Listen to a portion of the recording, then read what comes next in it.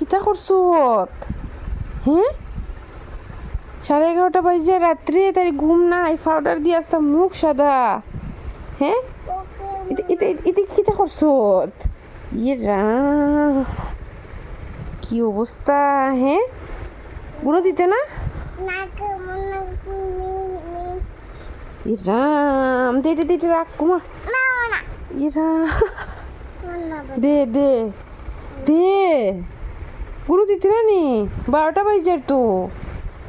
কি অবস্থা, হায়রে ঠাকুর! হ্যাঁ, চিন্তা করো। লাঠি লই, আমি লাঠি লইতাম নি।